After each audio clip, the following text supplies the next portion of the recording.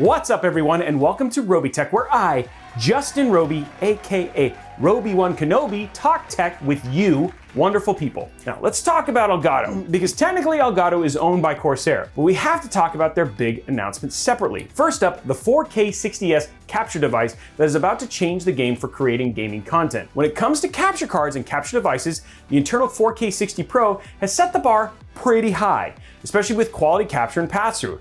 Now though, we have a standalone external solution in the 4K 60S. Now it's small enough to fit in your backpack. The 4K 60S allows for 4K HDR capture at 60 FPS with a single press of a record button onto an SD card. But make sure it's a fast SD card. Now you don't need any software to run or even a computer to connect as a bridge between your input and output. This allows the device to use Elgato's zero lag pass-through. Huzzah and hurrah. Now if you want to use this for streaming, you can still add it as a source in your preferred streaming software of choice or record directly to a drive in your computer, but let the 4K 60S take off the load of encoding rather than using your CPU, which is awesome.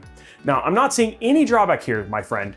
You can even connect a microphone via 3.5mm jack in the front of the device. While I don't think the pricing has been announced for this yet, keep in mind that this is a Swiss Army knife for capturing and streaming all in one compact device. This is probably the last capture device you'll need before the jump to 8K, which is many years away, unless you went to CES and you think it's tomorrow. When Elgato announced the key light LED system, everyone lost their collective mind. You don't need large stands or ginormous clamps on the side of your desk to light your lovely face when you stream or record content.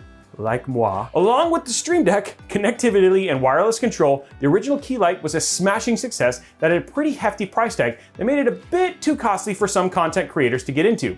Now this year, they've come up with a smaller, more budget-friendly option with the Key Light Air. The LED panel is a little smaller, but still just as bright thanks to its edge-lit, multi-layer design, and it comes with its own adjustable stand. But if you want to put it on a stand you already own or need more adjustability, it is compatible with their multi-mount and articulating arms. The new Key Light Air rings up at $129.99, so that is a bit cheaper than the bigger sibling. So let us know in the comments below if you plan on picking up a pair of these lights. We got one more tease from Elgato this year, Project Wave, which appears to be a microphone with a built-in submixer to adjust the levels of your mic, game, music, and chat independently, and I for one can't wait to see what it ends up looking like and want to test it out as soon as I can. In fact, I talked to Philip over at Elgato, and we're gonna be testing it out for sure on the show.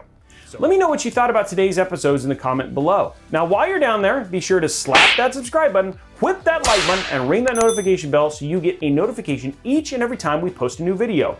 Of course you wanna know that. Also, head on over to mixer.com/Robey-Wan-Kenobi and give us a follow over there for our live show every Wednesday from 7 p.m. to 9 p.m. Pacific time.